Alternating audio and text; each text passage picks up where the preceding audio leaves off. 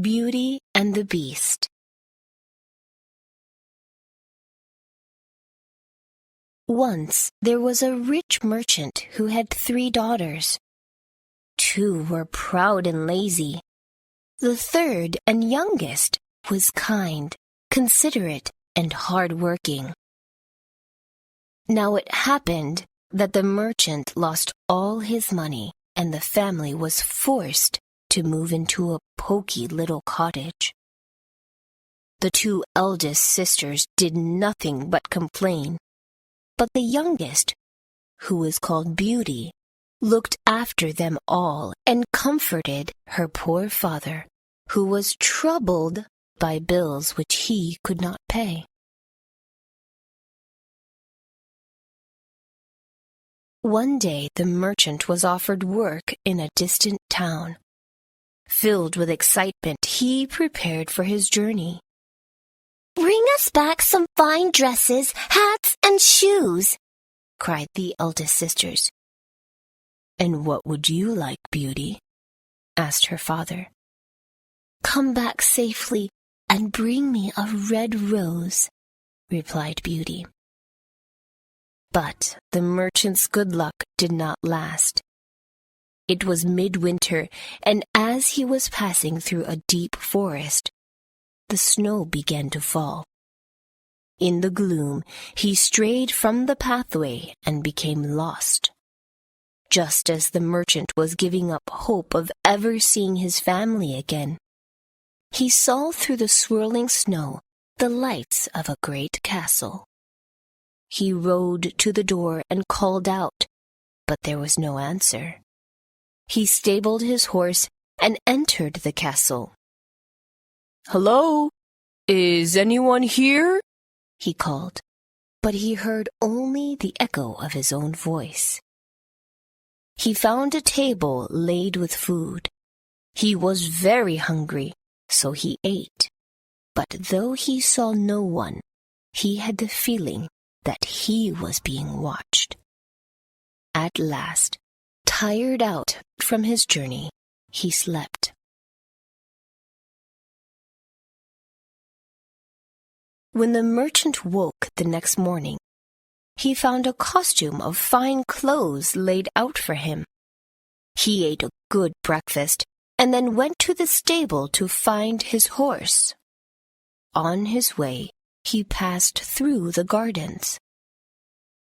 Though it was the middle of winter, the flowers were all in bloom, and not a leaf had fallen. Remembering his promise to Beauty, he stopped to pick a rose. At once there was a terrible noise. He turned and saw a monstrous beast. "Have I not given you enough that you must steal the flowers from my garden?" roared the beast. "I have a mind to kill you right now." The merchant fell down on his knees and begged for mercy. "Your life will be spared," said the beast, "if one of your daughters will offer to live with me here. Go now and let them choose. Do not try to cheat me, or I will hunt you down and kill you."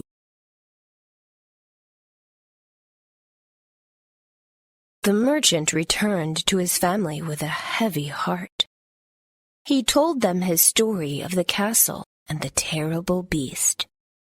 Beauty could not bear to see her father so downcast. "Don't worry," she said softly. "I will go to live with the beast. I am sure no harm will come to me." Naturally, her father protested, but Beauty insisted. The following day, the merchant and his daughter returned to the strange castle. The beast was pleased. He gave Beauty fine dresses to wear, and to the merchant he gave a chest of gold, but he told him he must leave the castle and never return. Sadly, Beauty kissed her father goodbye.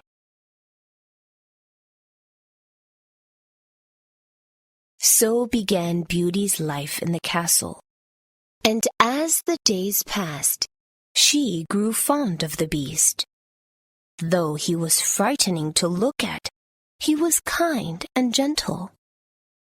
In the evenings, the Beast would play beautiful music and tell her stories of the strange lands through which he had traveled, while she sat by the fire and worked at her embroidery. Still, Beauty wished that one day a handsome young prince would come along to rescue her. Then, one night she had a strange dream.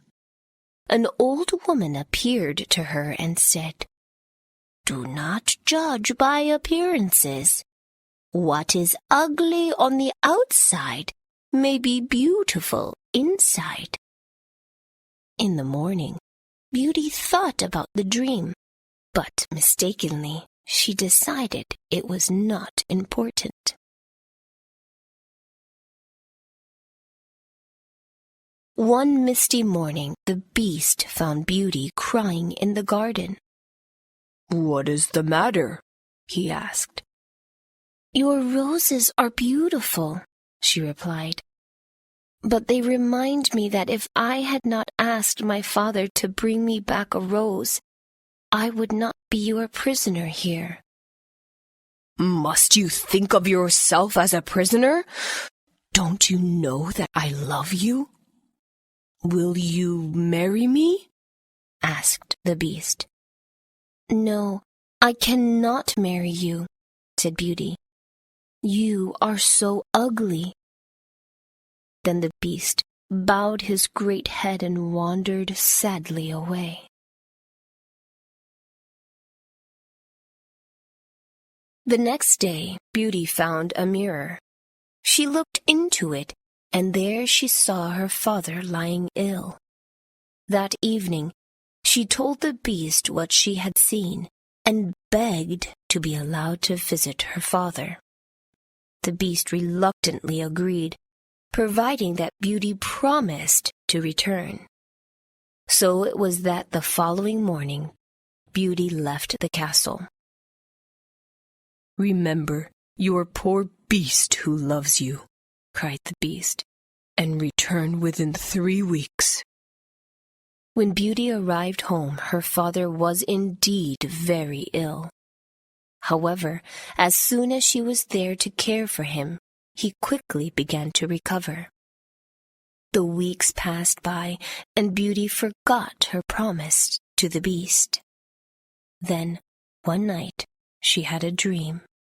She saw the Beast lying dying under a tree in the castle gardens, and all around him the leaves were falling, and the sky was as heavy as lead. Beauty awoke horrified. She rushed to her horse and rode like the wind to the castle.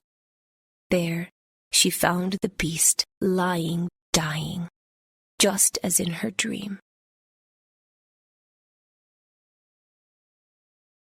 "Dear Beast," cried Beauty, "I did not realize before that I love you. Now I fear I have killed you." Beauty's tears fell upon the Beast's rough fur, and slowly he began to revive. "Beauty, have you come back to me? Will you marry me now?" he whispered. "Yes, dear Beast," she replied. Then there was a blaze of light. The Beast disappeared, and in his place was a handsome prince. "I was bewitched," explained the prince, "by a spell that could only be broken when someone loved me in spite of my ugliness." Soon afterwards, the prince and Beauty were married.